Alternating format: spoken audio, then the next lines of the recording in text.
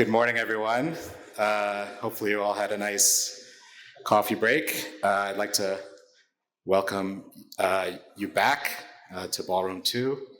I also want to welcome the Honorable Minister Arakwiye from Rwanda, who I cornered over breakfast this morning to see if I could get her to come, and she gladly obliged.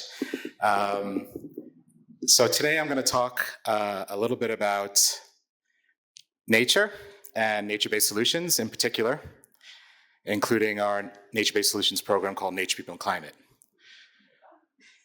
Aligned with the theme of this conference, we're also going to discuss a little bit about how they can potentially fit into country platforms as catalysts for landscape level change. It's a little bit of a delay. Yeah, just hit it.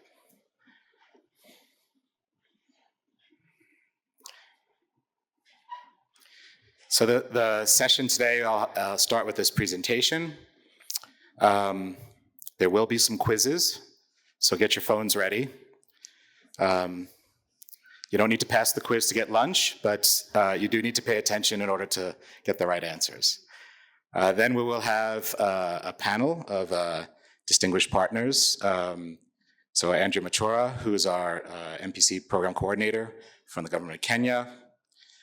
Patience Tembo, who is a member of our SIF board and also working on the MPC program in Zambia, and two representatives of the World Bank here in Ethiopia, Dawit Mulato and Salam Amara. We have both an investment plan and a project, so we've divided that up a little bit with the two folks from there, and we're happy to have Dominic DeWaal, who's senior economist working across Africa for the World Bank, to moderate that panel session.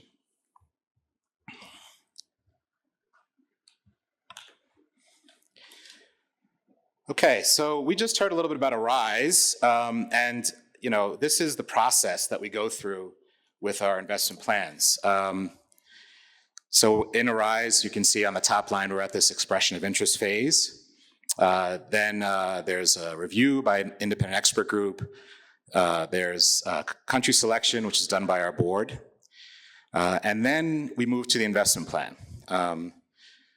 And this is a bit unique for the SIF relative to some other programs in that, we don't start with a project, we start with a plan. And why do we do that? Well, because we're not working just with one organization and a country. We're trying to bring all those partners that you see listed at the bottom, all the MDB partners, to work together as a system and to try with the government to tackle the challenges that they identify. So the investment planning process brings together various partners, stakeholders, MDBs, government ministries, civil society, indigenous people, to identify what needs to happen. That plan is then presented to our board for approval, and it's only then that the projects, which are identified in the plan as concepts, and those are the solutions to the challenges that have been identified, only then can those projects get approved and begin to operate. Next. So this process has some elements of what's happening within country platforms. Through a exhaustive 12-prompt process with AI, I was able to come up with this table that explains a little bit of some of the similarities and differences between the SIF's investment planning process and country platforms. So for the purpose, they're both aligned in our case with climate finance and with national priorities. But of course, our plans are driven by the investment process laid out in the specific program, be it MPC, Arise, our CTF projects, programs as well. Whereas a country platform is going to be much broader and be used as a coordination mechanism. Country leadership is really key to both the investment plan and, of course, the country platforms. But we have our own governance. So I just showed you all the various steps and rules we had questions on our pricing policy this morning, how that all works. A country platform is built from the ground up, so it can convene different financiers, it has its own institutions, and it develops its own rules. The approach, we say we have a programmatic approach, and that programmatic approach brings together our MDB partners and the government to tackle these challenges. And of course, country platforms are also programmatic in nature. But again, our programmatic approach is much more sequential, as we heard in the last panel. And country platforms can be more flexible and adaptable. And then finally, the stakeholders, we really focus on bringing together the government institutions that are involved, the MDBs, who are our implementing partners, and other partners relevant. Whereas your country platform is usually going to involve a much wider set of actions across sectors and funding sources. So we can say that there are really some strong elements in our investment planning process, and many of you in the room here have probably gone through this process either with the MPC or another SIF program. And there's some learning there that we can take into that process, and we're going to share that and hear from our partners later. So it's just some examples of country platforms that exist within the climate and nature space. We have Rwanda here. Rwanda has a country platform which includes nature. Brazil has a country platform that includes nature. Those are more bottom-up, country-driven platforms. And then there's the Forest and Conservation Leaders Partnership. And that helps countries to develop a country plan, which identifies priorities and tries to attract financing to those priorities as well. So countries like Ghana have gone through that, and a number of other countries have developed these country plans. Next. So now on to the SIF Nature program. So you see here we have two programs within nature. One of them is the Forest Investment Program. It's been running since about 2009. That's really been focused on reducing and avoiding GHG emissions from deforestation. And in 2022, we launched the Nature People Climate Program that strengthens the enabling environments and encourages investments in nature-based solutions. Across these two programs, you can see the FIP in blue, the MPC in yellow, and those countries that have both in orange. It represents about 23 countries. FIP is about 770 million, and right now we have about 430 million in NPC, and still fundraising. And one thing I should mention is within each of these programs, we have a specific dedicated grant mechanism to directly finance the solutions of Indigenous people and local communities. We will have a session on that tomorrow, so I encourage you to take part in that as well. Next, please. So the Nature People Climate Program was launched at the COP in Sharm el-Sheikh, COP27, and it focuses on restoring forests, agriculture, and coastal landscapes, supporting livelihoods, climate resilience, climate mitigation. Next. They're going to come one after the other, Hannah. So it does, one more. It does support a country-led approach, as I mentioned, so at defining key landscapes, addressing the drivers of degradation, identifying mitigation and adaptation entry points and solutions. Again, the SIF works to mobilize the system of MDBs to work with the government to co-design and finance. So we provide either grants or very concessional finance that can then be blended with what the banks bring to offer, and through that, we can get to scale. So even though our programs are relatively small, if you were in the other room with the CTF, $250 million programs, ours are somewhere between 30, 40, or 50 million, but we really rely on that co-finance to help us bring the impact to scale, and that again is where this investment plan is really critical. So you can see within the program we have 9 approved plans, and we've generated about 1 to 7 in co-finance. This is much better than what we had in FIP, which is about 1 to 1. And that equals roughly $2.7 billion to tackle these issues. Next, please.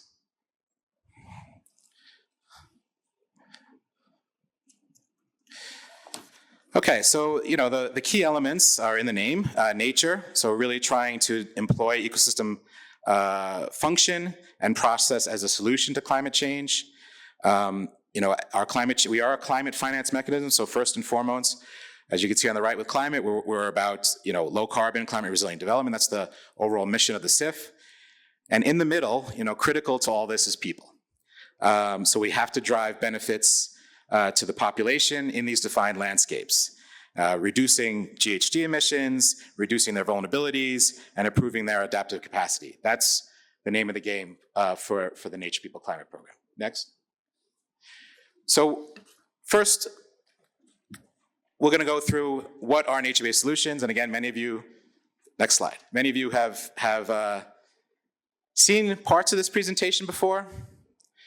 So we're going to start with a little quiz. Get your phones out and click into that barcode there. So I'm going to ask, as you're doing that, I'm going to ask you and go through this. Which of the following are not examples of NBS? You can pick one or more options. So the first would be terracing hill slopes to reduce erosion by cutting land into a series of receding flat steps. These are. I mean, the first time I did this, we asked very simple questions, but being as you guys already know, I'm asking the hard question this time. Fodder banks, which is high quality fodder species for dry season feedstock. Biochar, producing stoves to reduce smoke pollution and replace charcoal burning. Ecotourism in natural environments to support conservation efforts. And vegetated filter strips in areas of vegetation designed to remove sediment from surface and water runoff. So hopefully you guys have all put your answers in. I'll give you a minute.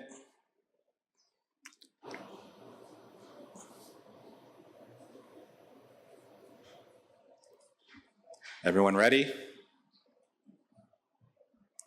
They're still doing it, okay.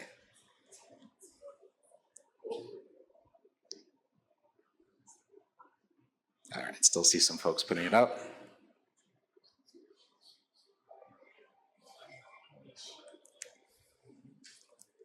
Okay.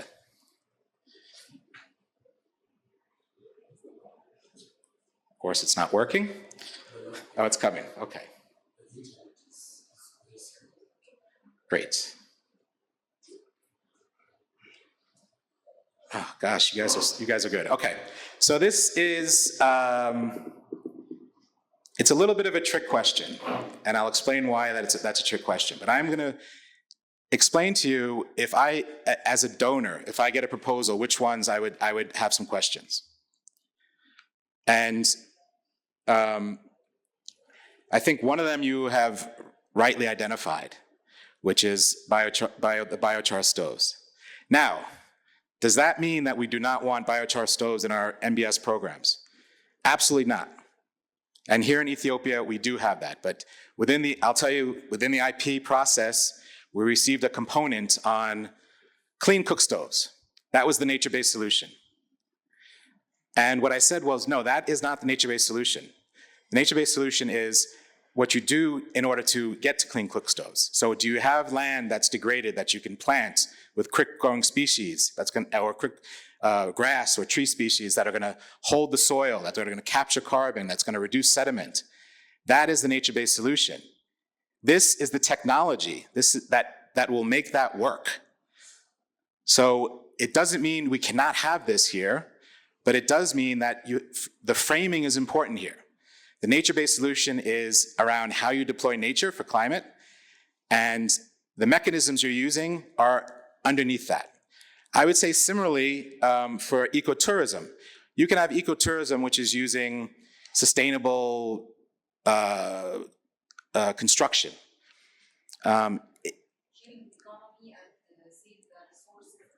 So you'll have to see if what is that ecotourism doing with nature? That's the question. And is it affecting climate change? Is it supporting the ecosystem? So I think those are the two that I would if I'm reviewing a proposal, I would have questions. I would not say no, you can't have that, but I would have questions about those. Next, please. So nature-based solutions, there is a formal definition. It's quite long, and it was done at the UN Environment Assembly. And it is like many of the negotiated definitions, very, very broad. So the key parts here are protecting, conserving, restoring, sustainable use, and managing natural systems, addressing social and economic and environmental challenges. But this definition is confusing in the sense that it's so broad you don't know what nature-based solutions are. And in a sense, it's up to you and us and others to define what we want out of nature-based solutions. So if you're mostly interested in development, you can use it for development. If you're mostly interested in biodiversity, you can use it for that. If you want it for climate change, you can use it for that. Next, please. For the CIF, we really focus on 3 MBS actions that cut across protecting, so this is protecting land that hasn't been degraded, intact forests, intact coastal systems, intact wetlands, here and in Kenya, intact rangelands, protection, managing, so working with productive, back please, managing, so working with productive systems, working with timberlands, croplands, grazing lands, and then restoring areas that have already been degraded, so restoring forests, wetlands, and mangroves. And there will be, at the core of nature-based solutions, multiple benefits. So mitigation, adaptation are the most important for us because we are a multilateral climate fund. But you would also obviously want to see conservation benefits, and there needs to be development benefits for the countries in this room today. Next slide. So just some examples. Maybe hit it 3 times, Hannah. 2 more times. 1 more. Okay. So just some examples that we have from our IPs to show you what is meant here. So for protecting, so here in Ethiopia, they're protecting natural, we saw restoration yesterday, but they're also protecting natural forests through participatory forest management. In Kenya, they're conserving existing upland forests and riparian buffers near the Mau Forest Complex. Managing, in the Zambezi Basin, 5-country regional program, managing wetlands and riparian buffer zones by strengthening land use planning, improving enforcement and water use regulations. In Zambia, managing natural forests more sustainably through community forest management groups. Restoring, in Brazil, there's a huge program on restoring forests in the Tocantins-Aguaraí Basin, which has been an arc of deforestation and promoting sustainable development. And then in Rwanda, restoring degraded wetlands and steep slopes in the Karawa-Gitwa corridor through replanting indigenous vegetation. Sorry if I butchered any of those names. So here you can see some practical examples within what we have within the IPs. Next, please. So we want to talk a little about getting an understanding of what nature-based solutions are and are not. Next. So nature-based solutions differ a little bit from nature-derived, nature-inspired, and gray infrastructure.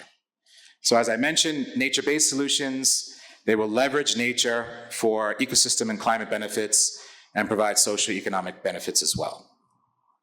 This is different than nature-derived solutions. One of the questions I got in Egypt, actually, was, why isn't solar power a nature-based solution? It uses the sun. Good question. Well, you're not just talking about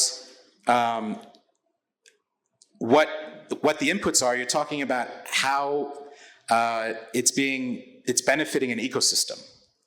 So a solar panel is a great climate solution, but it is not a nature-based solution because there's no other benefit other than generating energy through the sun. Terrific benefit.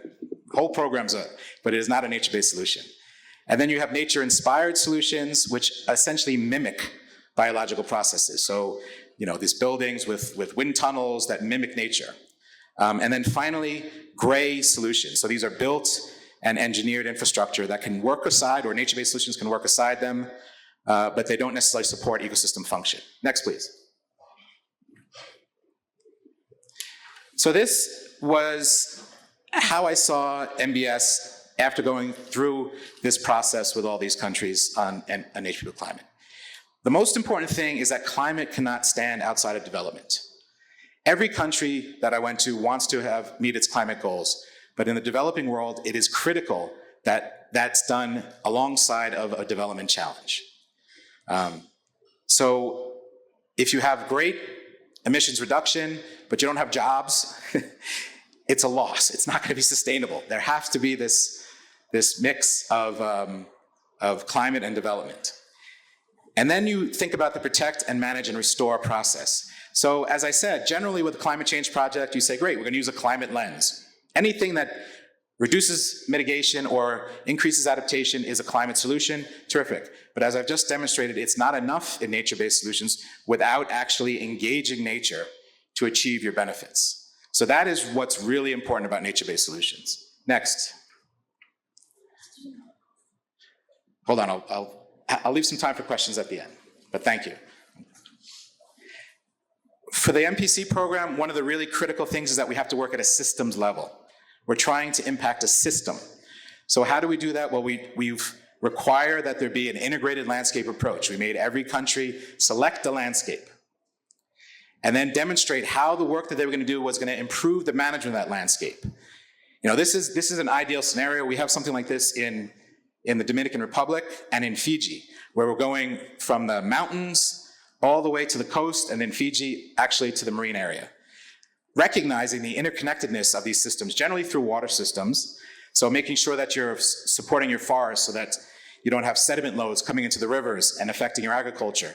Trying to do more sustainable agriculture with less inputs so that agrochemicals are not flowing further downstream into coastal areas affecting fisheries. And then at the coast, trying to deal with those upstream issues, but also trying to find ways to address sea level rise, increased salinity, and so on. So this integrated landscape system is really critical. And again, in this session, we're trying to say, how do we affect a landscape? How do we affect the system through the work we're doing? And how could that be supportive to a country platform? Next.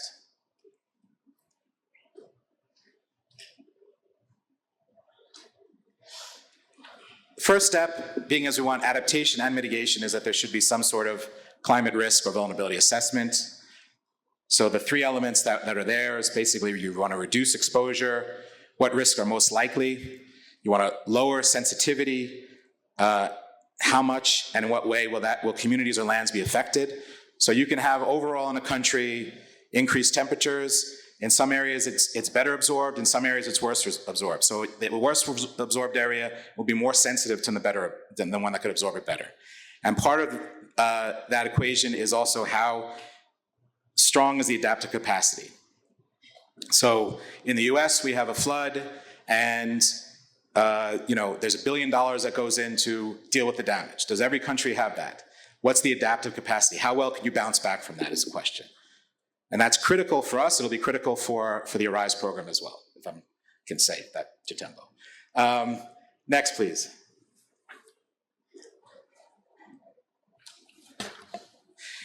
But the one thing with nature is that it does both, right? So if you have mangroves, they're going to help you with storm surge, but they're also going to store carbon. And they're nurseries for fisheries. So there's a livelihood component and a biodiversity component. This is the real strength of nature-based solutions. If you have issues with sea level rise and you build a seawall, which is again a very good solution, it will do what you want for adaptation, but it's not going to have any impact on mitigation. And we don't say don't do it, we just say, are there places where that could be complemented by nature-based solutions? Next. So I want to talk a little bit about different MBS and how they apply to different landscapes and sectors and needs. Next, please.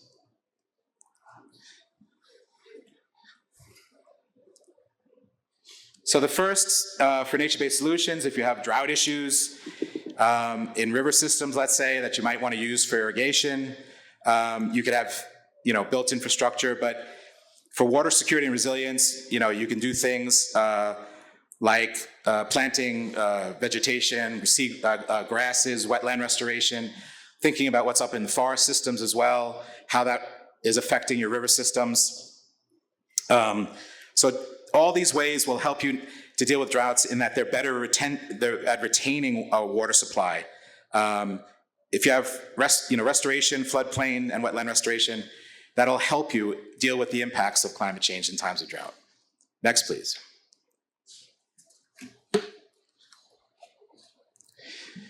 And this is an example that I saw in Rwanda, actually, of a good hybrid gray-green infrastructure project. So this was on our joint mission, where this was if GCF is here, this was a GCF project in the southern province. And you could see that there's a dam, and that's under number 1. And then number 2 is showing an irrigation canal. So this is going to be providing reliable water to farmers who are experiencing variable rainfall. So that's a good climate adaptation solution. We are supportive of that. You would not use your MBS money for that, but what you could use, you can see it on the left side of the screen here, in order to make this function better, you want to secure the riparian zone. So you want to Rwanda is very hilly. You want to have trees on the hillside to avoid soil loss and sediment loads coming into the pond. They planted grasses and aquatic plants on the riverbanks. So this is good for a number of reasons, but one of them is that water is going to be pumped from that pond there. And the more sediment that's in there, the more likely those pumps at some point are going to get clogged. So you make this very big infrastructure investment, and then you use the green part to help support that infrastructure investment. Our money would be the green side, obviously, but this is a good case of nature-based solution and infrastructure working well together. Next, please.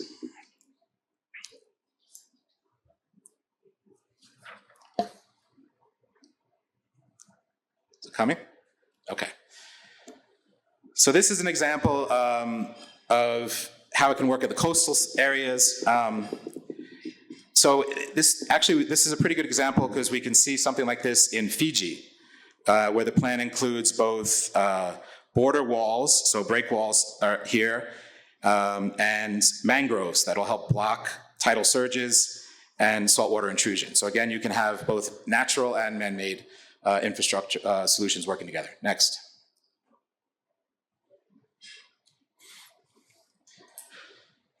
Agriculture, I think the solutions are, better known, but again, thinking about a system, not just thinking about sustainable ag, but thinking about, soil management, river management, even those mountains up in the background, the forest management and how it's all integrated together in order to ensure you're having clean water coming down, healthy soils for planting, and so on. Next.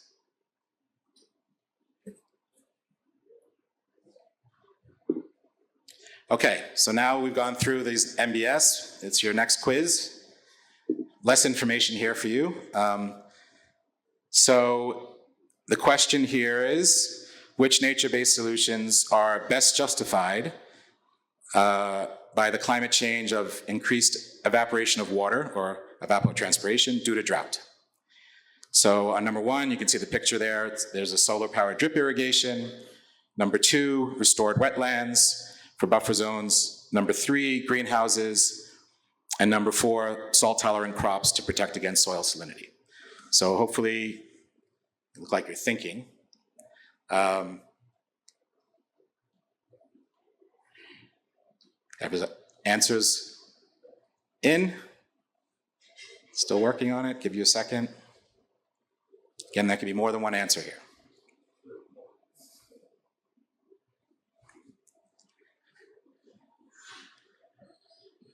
Okay, let's hit it.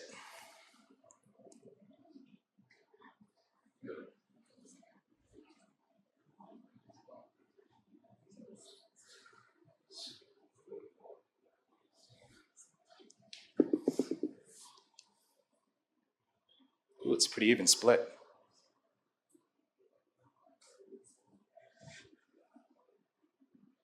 Okay, so I would say here the 2 best nature-based solutions for this challenge would be around restoring wetlands and the saltwater tolerant crops.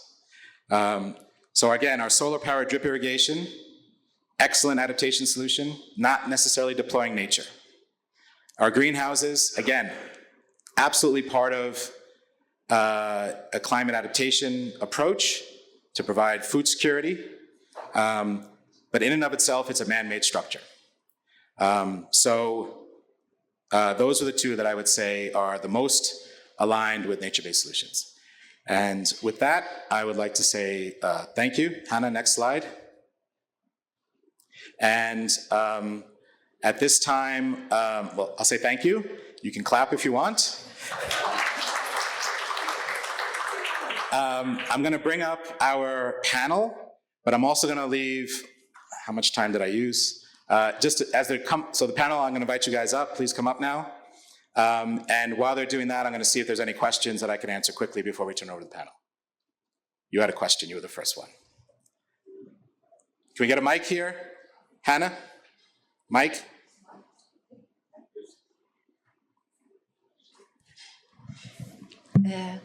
Thank you very much for your presentation, but I think nature-based solutions very, very tricky in the criteria we analyze depending on. I mean, if suppose tomorrow we eliminate fossil oil from the equation, and all the planet depending on the solar energy.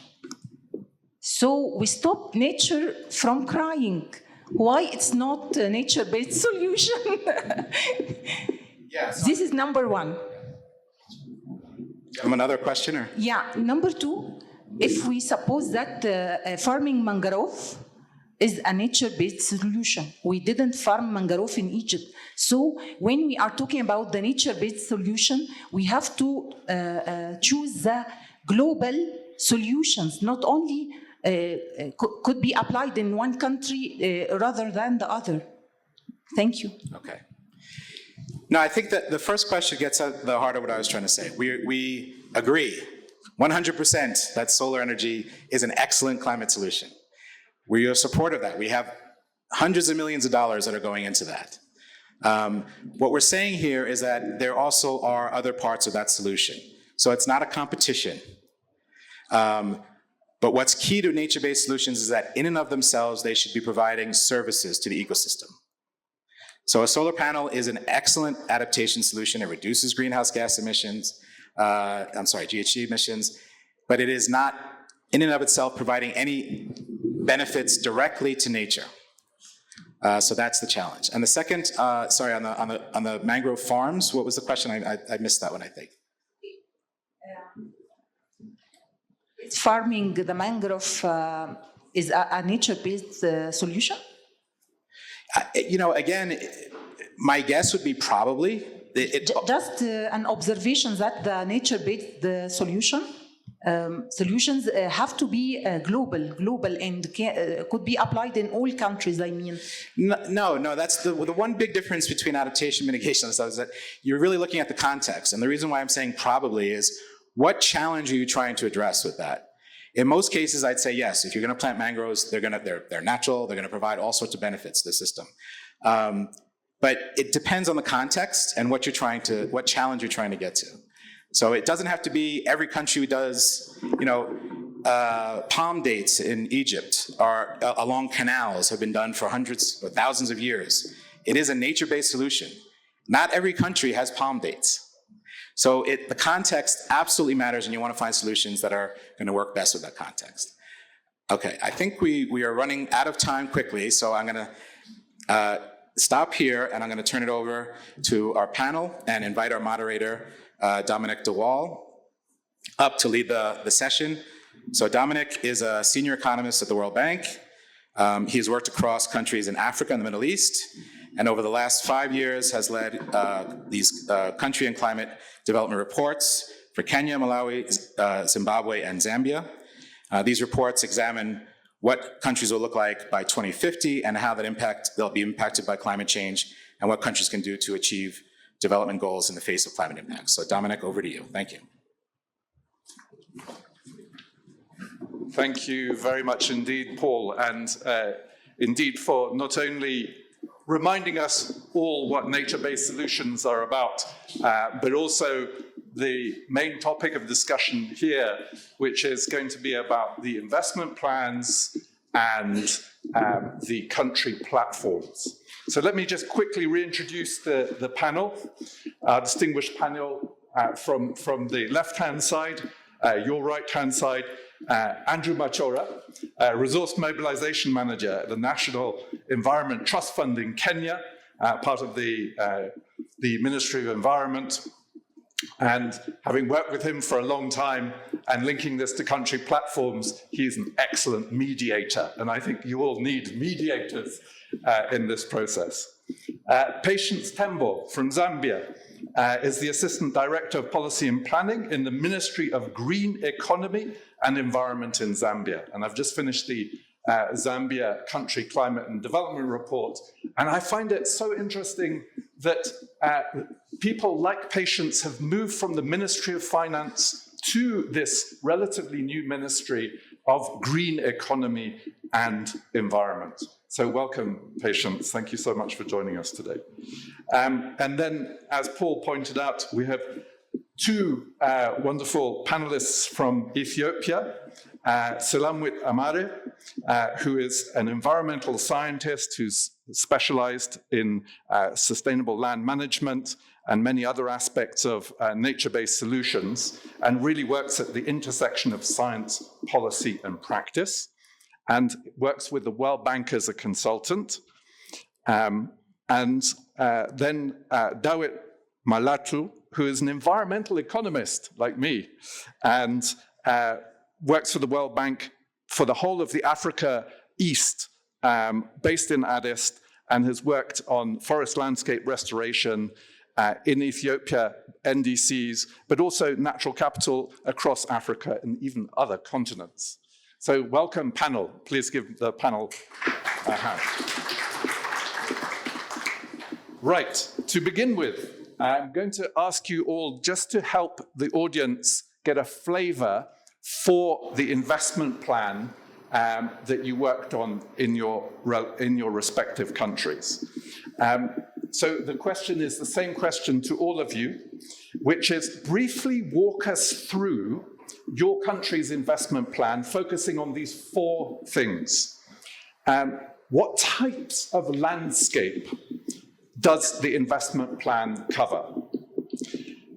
What main approaches are used in order to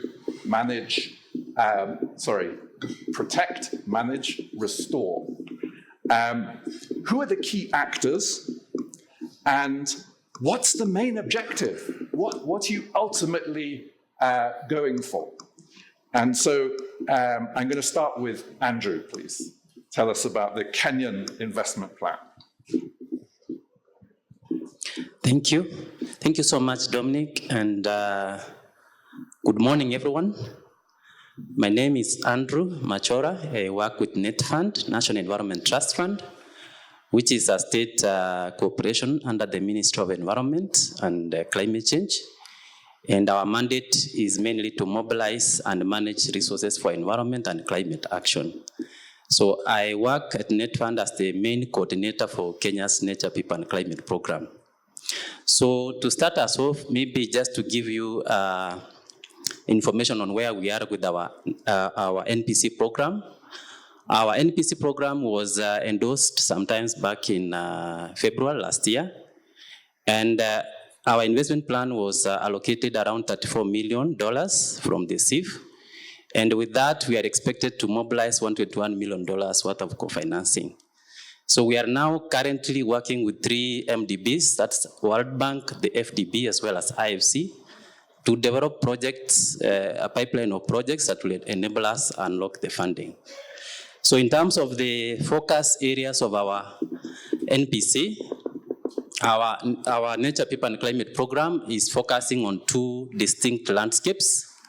One of the landscapes is called the Lake Victoria South Basin. It's a catchment that hosts Kenya's biggest water tower, and it's characterized by a lot of agricultural and farming activities. And the main challenge we are trying to address within that area is issues to do with unsustainable farming practices. Then the other landscape that we are focusing on is on Wasongiro North Basin. It's also a water tower, but serving mostly ASAL areas within the Kenya's drylands, and is mainly characterized by a lot of ecotourism activities and livestock production. So these 2 landscapes were arrived at. Andrew, can I just ask you to unpack that key term, ASAL. Okay, thank you. So ASALs means arid and semi-arid lands, and they are basically dry land areas within Kenya's northern parts of Kenya. Now, the two landscapes were arrived at using a multi-criteria analysis that looked at climate vulnerability, poverty levels, the biodiversity value of those landscapes, and it's really about looking at those landscapes that have the highest return on investment. So in terms of the approaches, we are using three main approaches in an integrated manner to deliver on the key objectives of our NPC plan. So one of the priority areas we are looking at is on nature capital. It's about investing in our natural capital. So we are working to restore our forests, our wetlands, as well as our rangelands as a way of increasing ecosystem services. Then this is closely related to the second priority area, which is the focus is more on nature people. And we are working with the farmers by supporting them to adopt regenerative agricultural practices, thereby enhancing their agricultural productivity and also improving their livelihoods. And then lastly, which is really very, very, very important for us as Kenya, is about a focus on nature ventures. It's more about how do we bring in private sector investments in nature-based solutions. So we are looking at areas that have a huge potential to bring in private sector, specifically around ecotourism, agribusiness, as well as commercial forestry. So in terms of the key stakeholders that we are working with the national government agencies drawn from different sectors, from wildlife, forestry, water, as well as agriculture. And we are working with also county governments or subnational government, as well as the local community in an integrated manner. Thank you. Thank you so much, Andrew. Pass on to Patience and really help us visualize the landscape because we have people from all over the world here. Patience, over to you. Thank you so much, Dominic. So for the Zambia NPC IP, it was approved by the CIF in December 2024, and we have an allocation of $34 million. And we have we received the last $10 million that is being allocated to the AFDB. And so far, the allocation of $10 million was given to the World Bank, of which the project was launched, I think 2 weeks ago, in the southern part of the country. So there is a co-financing of the IP of about 220 million from the 3 MDBs.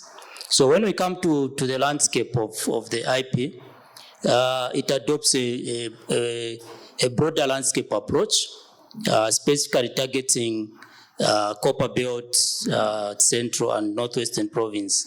And these provinces that are somewhat on the northern part of the country, and these are targeting 2 of our major rivers, one being the Zambezi Basin and the other one, the Kafue watersheds. This is very strategic in our case.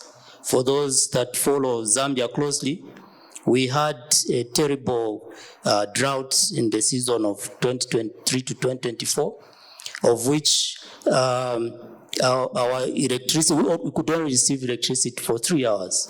Why? Because 80% of our power is provided by hydro.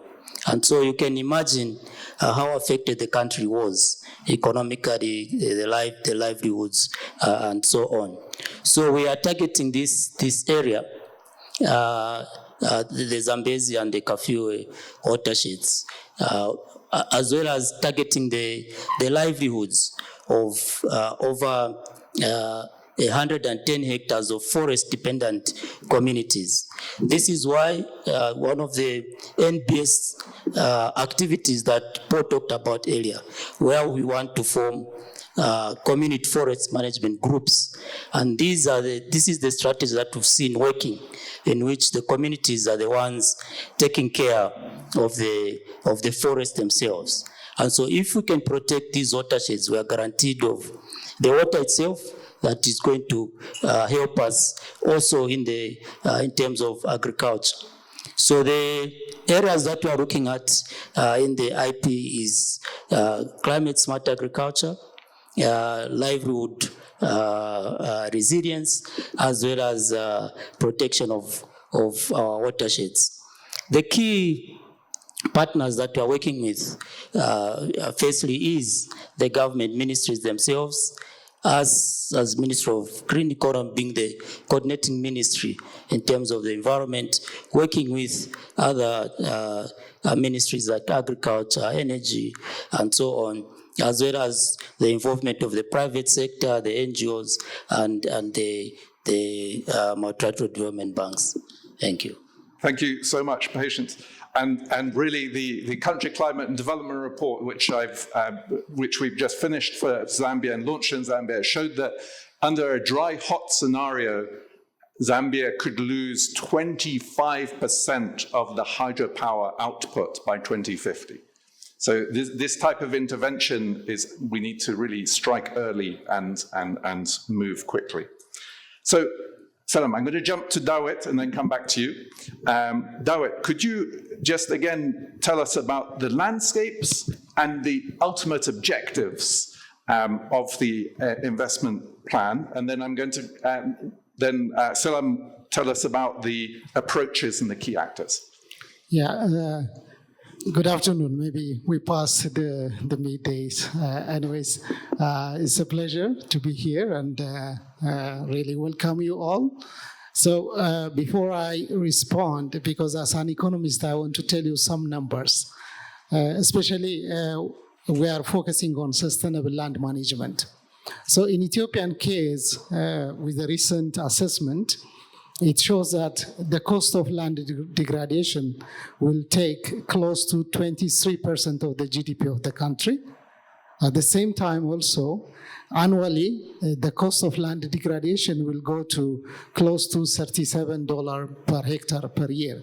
So having this information in your mind, that the objective of these nature, people, and climate issues is to reduce this number to some manageable numbers. So in terms of SLM issues, we have this persistent soil erosion and also watershed degradation. And also we have a challenge on fragmented landscape, especially in the institutional aspect is very weak. At the same time also our natural capital is declining, especially the renewable capitals, including our forest resources. So to overcome this, our objective in our nature and people climate investment project is how to increase the resilience of the community for this climate change and then the natural resource impact. So that is the main idea. And we focus on the highlands. As you see, our settlement pattern is more on the highland part. So you can find high population density in the highland part of the country. I had a discussion with my Zambian brother how the land is vast and then the density of population is a bit relaxed in Zambia as compared to in my country. So this is the main objective that Ethiopia is investing the last 2-3 decades on SLM practices. Then this SLM practice is implemented in very fragmented landscapes. At the same time also we want to scale up because the government has a big program. You heard in our Monday presentation by Dr. Adefris, the Green Legacy Initiative to rehabilitate with the coming 15 years, close to 30 million hectares of land in the country. And also that rehabilitation will demand close to 25 billion USD. So investing on this will get a return. So the objective is how we can create a resilience community that is attached to the land resources, at the same time also renewable natural resources. Yeah, thank you very much. Great. Please. Okay, good afternoon, everybody. My name is Salamoit. I work with the World Bank.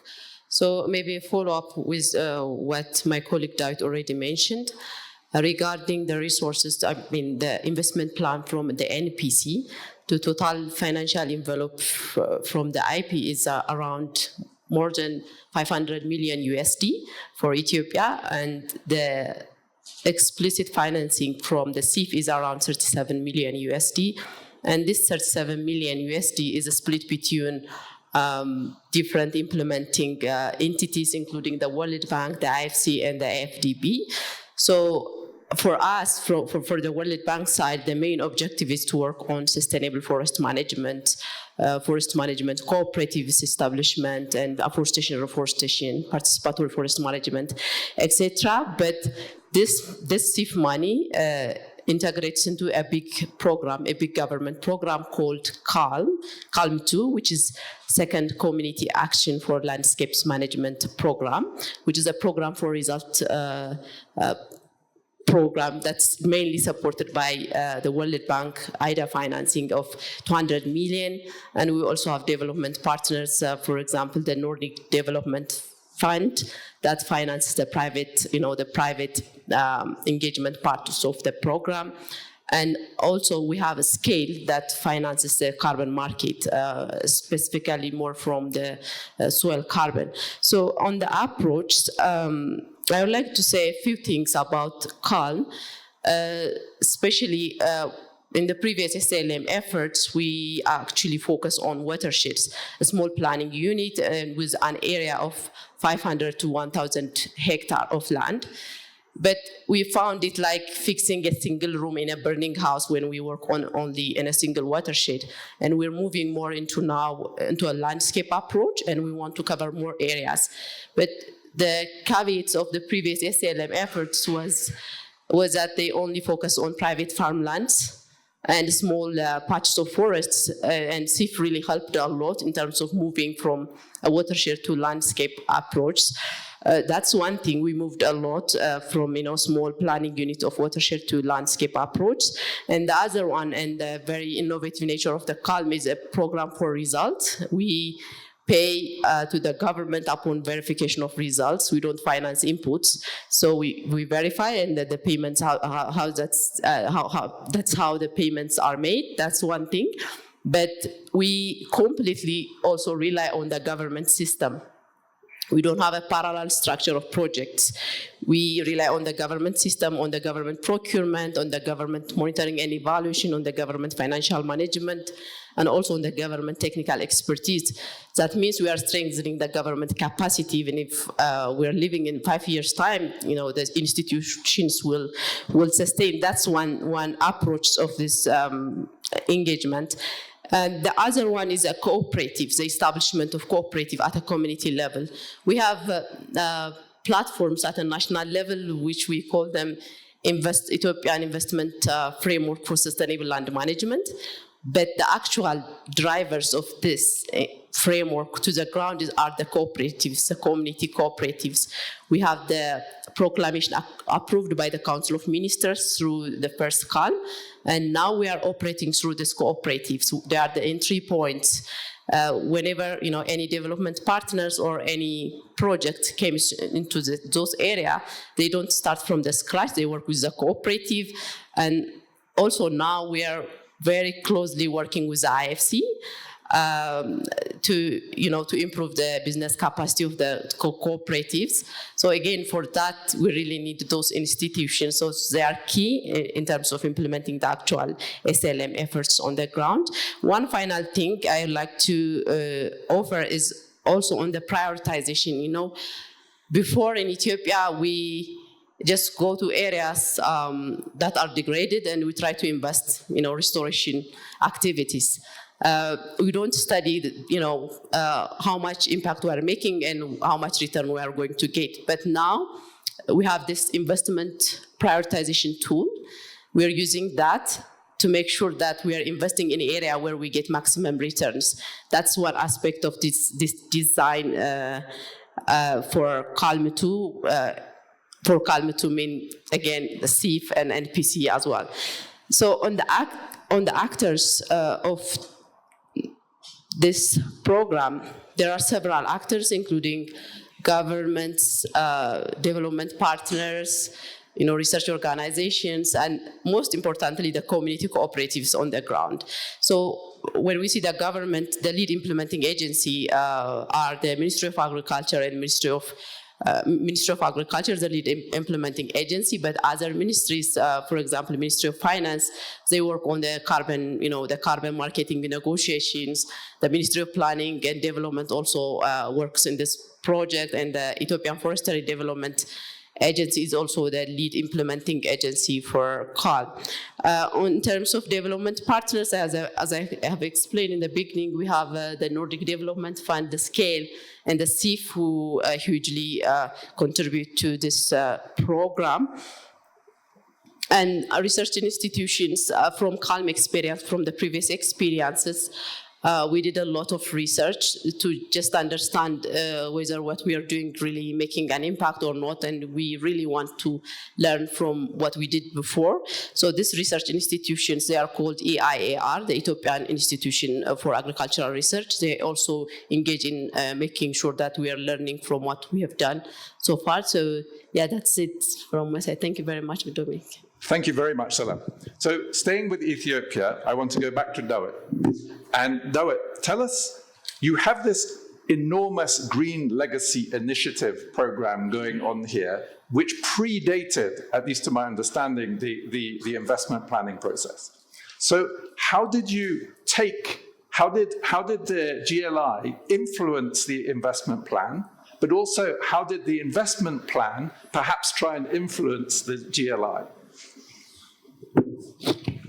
Yeah, thanks, Dominic. I think it's a two-way. In terms of the GLI, when it is initiated, it is by the government, and then it is a participatory approach, and then every community, every individual is engaged on that. But it shapes to think about the resources. Where can these things to be continued from year to year? So in due course of the process of the 2 years GLI activities, the government is coming to initiate an internal source of finance by approving the special fund for Green Legacy Initiative and degraded land restoration, which is well aligned with the SLM. So that is how it is, the GLI informed some of the activities. And also, when you do some practices on the ground, we should have to think also about innovative financing mechanisms, like carbon market. We don't have a carbon market regulation, so recently we will approve. So what we invest on the ground, if there is a return, we should have to take it to the international market to get some resources. So to get that resources, we should have a legal framework for engaging in the international climate finance sources. So this IP exercise will also pave ways to think about international finance sources through carbon. Locally again, and also globally is a known one, is a payment for ecosystem service. So how can we sustain all our activities on the ground by linking these practices with the private sector? There is a downstream community and upstream community. Usually, as I mentioned in my previous remark, most of the people are settled in the highland part, which is on the source of the water. And then the land is highly fragmented. So whatever action, whether it is collectively or privately is taken, it will affect the water availability or the water quality or the ecosystem service flow on the downstream part. So how can we link these two? The two agents in a way of innovative mechanism. So the IP exercise also gave us again to think about to have a payment for ecosystem service legal framework. It was approved a year before. So now we are trying to exercise, as Salam mentioned, to pilot some areas to have PAS mechanisms. So we are now doing mapping exercise, where is the potential buyers of ecosystem service, and we are also mapping which ecosystem service in which area, is there a flow of ecosystem service or not. So once we identify that, for the sustainability of such kind of practice, we will link it the actors there. So finally also, I want to emphasize that this IP exercise also, we have to link with the broad, Ethiopia is committed for the global commitment through NDC. And then also we have a climate resilience, green economy development. And also it was a presentation in the morning, the National Adaptation Plan. We have that. So whatever activities we have done in the smaller scale of either ecological or institutional scale, we have to bring it up to the national scale or international scale. So this kind of exercise will give us to think about the ecological scale of intervention and also the institutional scale of intervention. So bottom up, at the same time also up to down, from the NDC to the ground level intervention. So that's Thank you very much, Dawit. And I think you've really helped us understand. You worked with this mass program, the GLI, and you're really adding these new elements to it, the sustainable financing in particular. Let me move on back to patients and Zambia. Now, Zambia has been a beneficiary of various CIF programs. So how did the lessons from the previous programs inform this latest investment plan, Patience? Thank you so much, Dominic, for that question. Yeah, of course, Zambia has benefited from previous programs from the CIF, some of them being the pilot program for climate resilience, the scaling up renewable energy program, as well as the forest investment program. So I wish to indicate that, of course, we received funding for some of them and some we didn't. For instance, the forest investment program, of which we didn't receive funding, but we used this investment plan to lobby for resources, of which we got resources from the World Bank and implemented one of our flagship projects that was implemented in the eastern part of the country, which was called the Zambia Integrated Forest Landscape Project.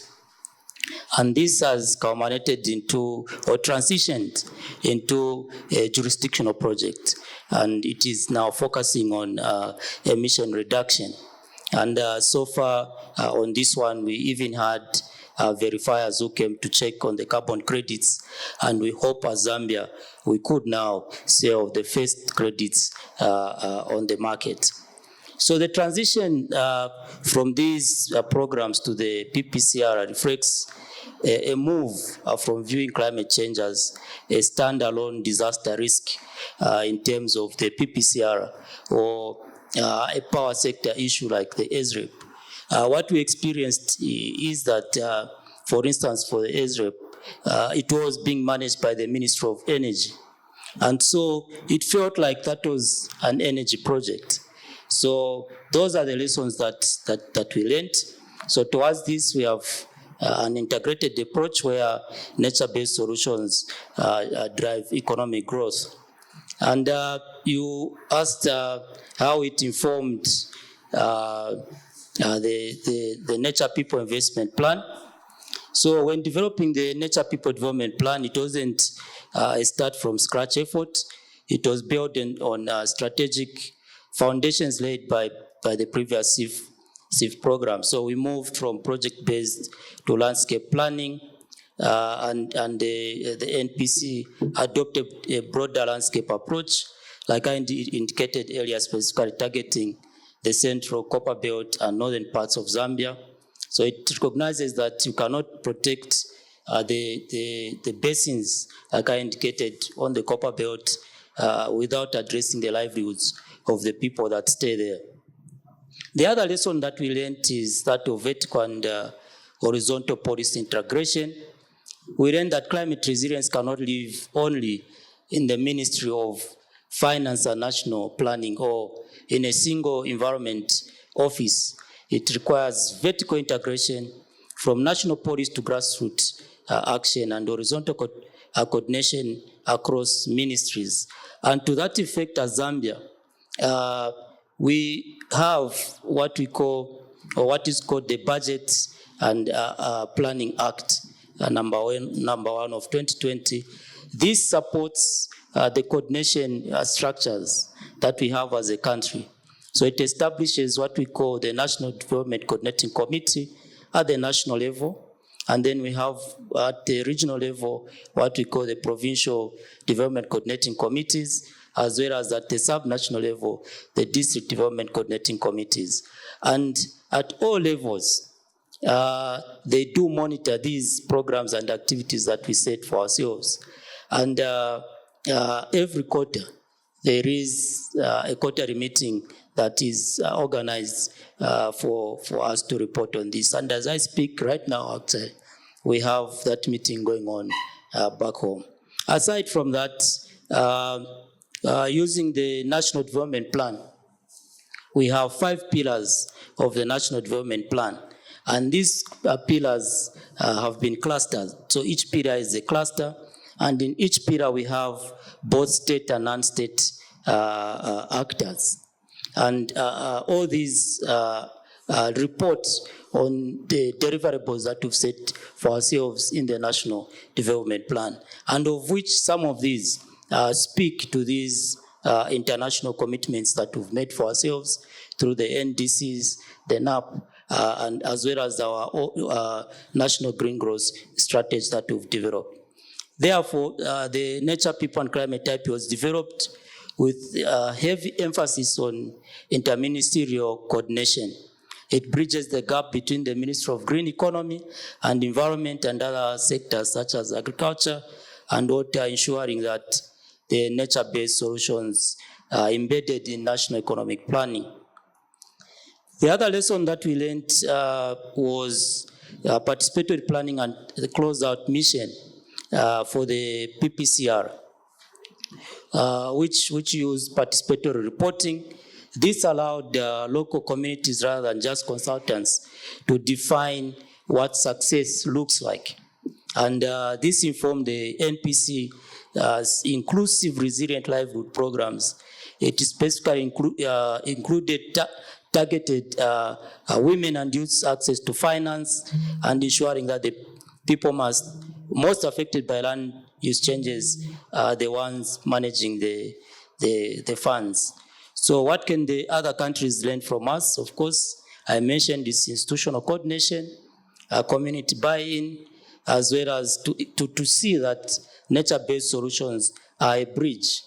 For instance, by restoring forests, which is mitigation, you simultaneously improve water availability and crop yields, and therefore designing your IP around these double in scenarios is highly attractive, not only to the MDBs, but to the other nations as well. Thank you. Thank you very much, Patience, including for summarizing some of those. Now, I want to move from investment plans to country platforms. And I'm going to start with 2 points from here, and then I want to open this up, right? So investment plans they've broken down some silos. They've improved the prioritization process. They've added new innovations like sustainable financing and PES schemes. But how do we now move this to this broader idea of the country platform? So, Selam, I'm going to challenge you.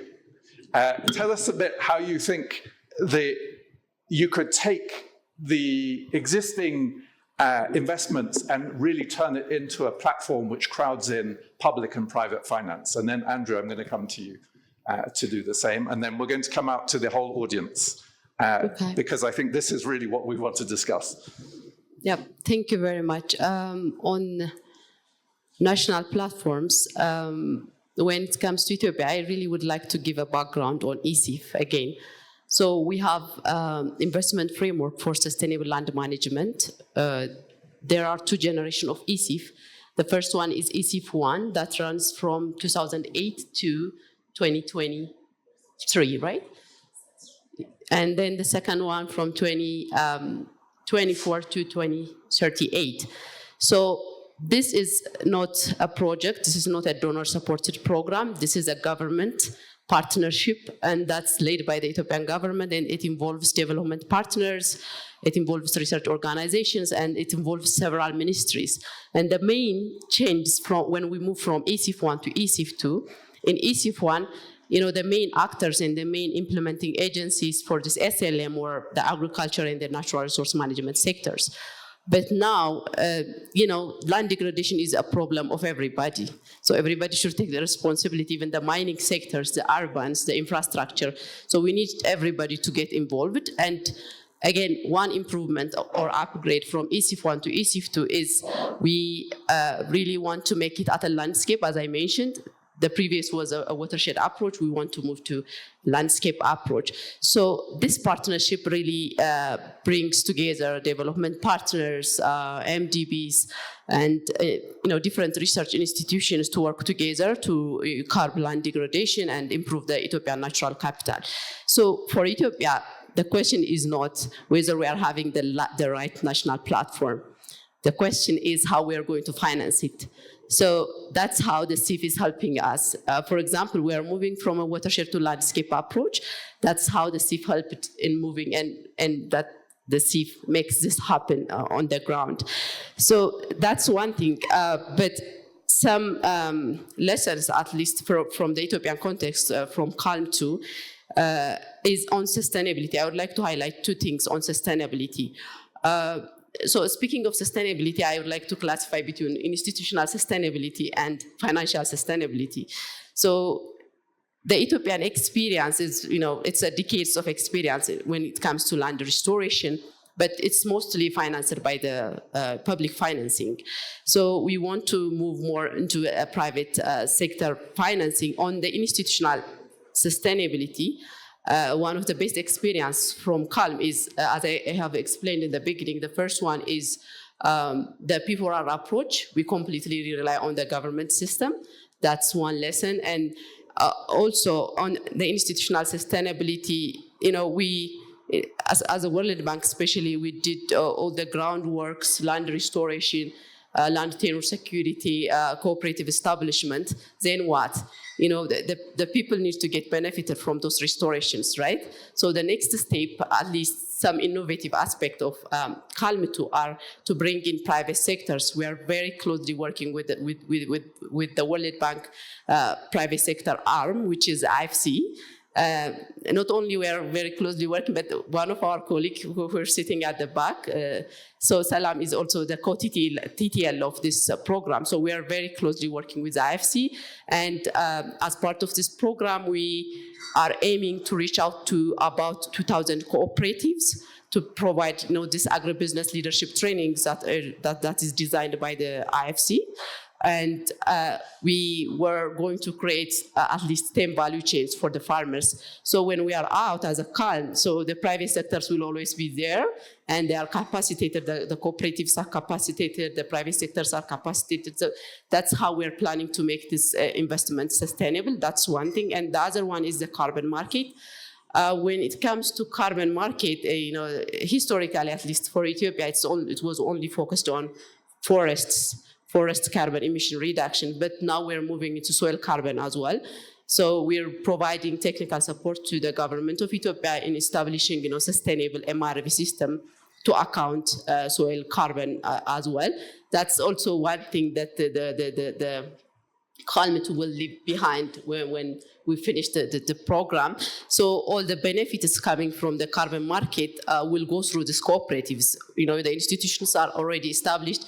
We're creating the market, so that's how it flows very naturally. And one other example I would like to provide is on the tenure security. That's really a key foundation for sustainability again. Under CALM 1, we had provided previously I haven't explained that the CALM has two components. The first one is the restoration component, and the second one is the tenure security component. So through this tenure security, we supported the provision of second-level land certification to the farmers. So these farmers, previously, they don't use their lands for anything. They just simply produce, and that's how, just subsistence farming. But now they are using it as a collateral to get financing from financial institutions and so on.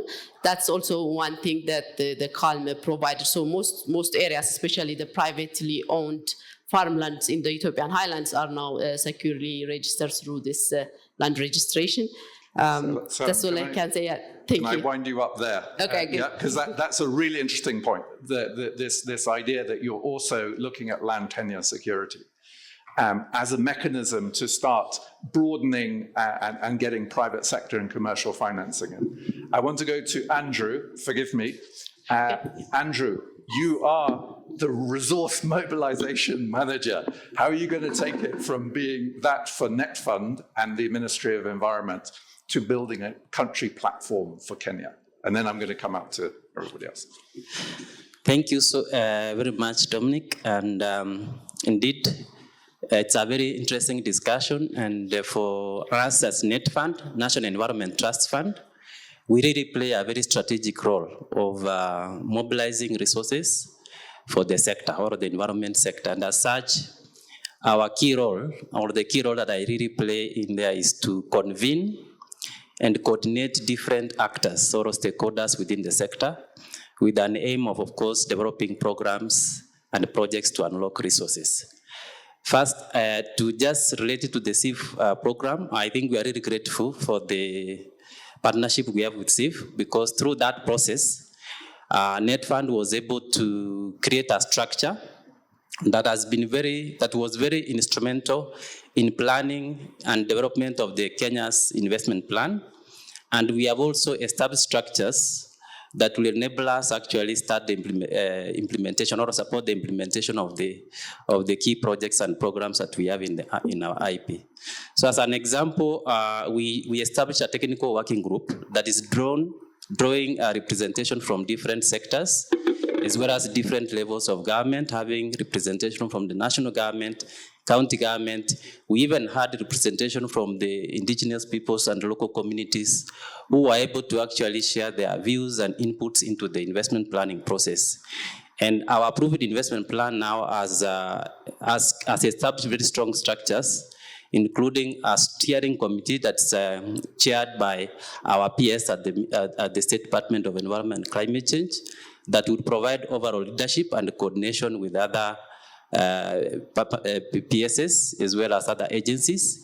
And we have also, as NetFund, since we are going to coordinate the program, we are going to host a project implementation unit for all the 3 different MDBs. That is the World Bank, the IFC, and FDB. This will really ensure that there is coordination and that we have a common reporting framework to ensure that we are not working in silos, but we are working as a team to deliver on the results.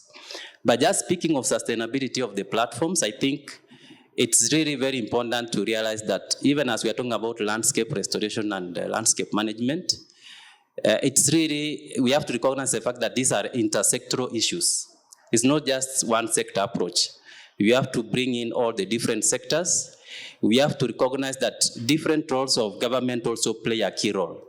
National government decisions can actually affect the way the county governments or subnational government work. So having a structure that incorporates all these actors and institutionalizing this structure, because he mentioned about the sustainability. So we don't want to create structures that are a program or a project based, so that by the end of the SIF funding, that structure collapses and all the interventions and the gains you have made actually go into the drain. So it's really about creating structures that outlive and are able to sustain the interventions as far as landscape and ecosystem restoration is concerned. So for Kenya, we are now, our State Department is actually in the process of creating an environment sector multi-stakeholder working group or a platform that will bring together all the stakeholders, and it's going to be institutionalized and also be provided with financing to ensure that it's not just about planting trees and walking away, but having a structure to ensure that all those NBS interventions, because they do take time, we are actually able to ensure that there is a sustainable management to ensure that the results, we are actually going to achieve them. Thank you. Thank you so much, Andrew, and thanks to the panel. So let's go out to countries and to all of you. Give us an example of something you've done or something you want to do to institute a country platform. Whether you're Turkey or Fiji or Uzbekistan, just come up with one, just a couple of examples that you know, throw them in here. Feel free to raise your hand and I'll come around to you with the mic. Yeah, put your hand up and tell us one thing that you either want to do in your country when you go back to institute this country platform, or something maybe you've done and you want to tell other people about.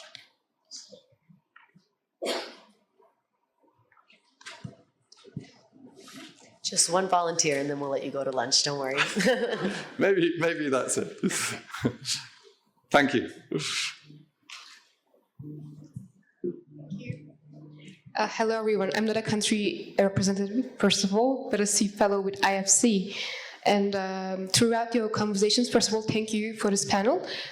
Throughout your conversations, I was wondering, in terms of investment barriers to MBS, when I was engaging with MBS professionals, first of all, MBS is highly contextual. For example, you gave the mangrove example. The mangroves that you're applying in Latin America wouldn't apply in Turkey or Middle East. Different flora, different fauna, different climate. So it is highly local and highly contextual. Second, in terms of timing, for example, again, the seawall example, you're putting a green infrastructure 1 month, boom, you have the solution. In terms of mangroves, it will take maybe a year or two to achieve the same results. So these kind of are barriers that MBS is not sufficiently funded by the private capital.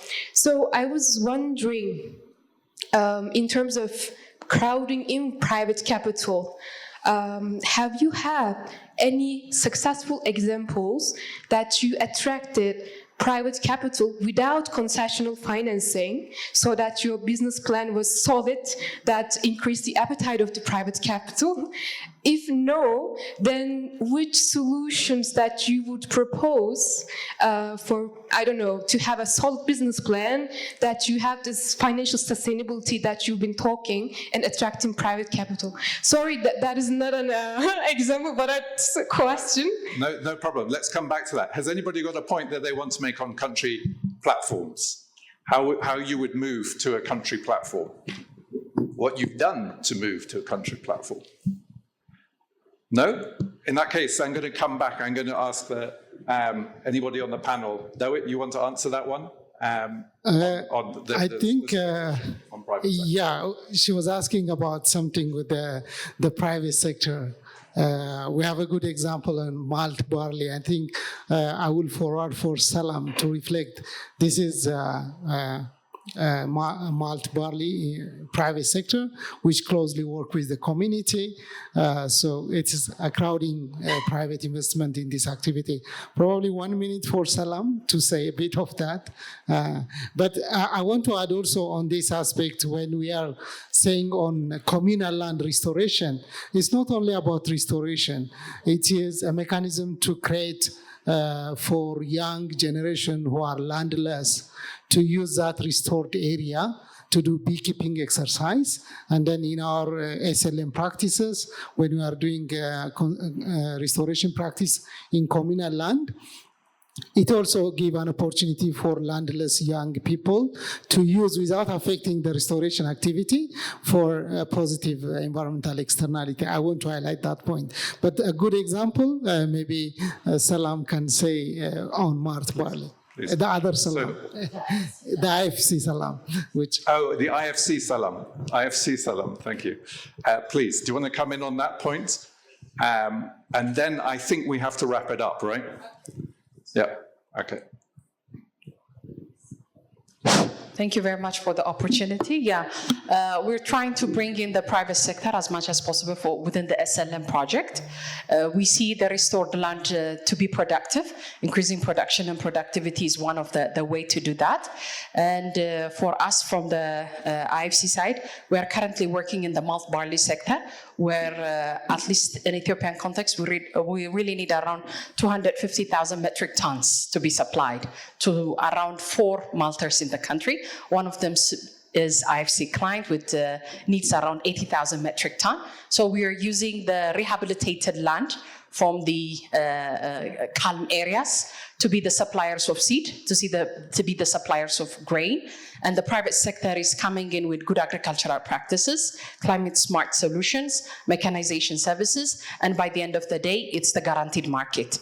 So we have been collaborating with this private sector in terms of demonstrating supply chain, input side, and I think this is also a flagship project for us. I've invested around 20 million equity in this project. Actually, some of you have been yesterday in the industrial park, Bole Industrial Park. They are one of the investees there. So we really would like to scale up this and the different value chain that Salam mentioned.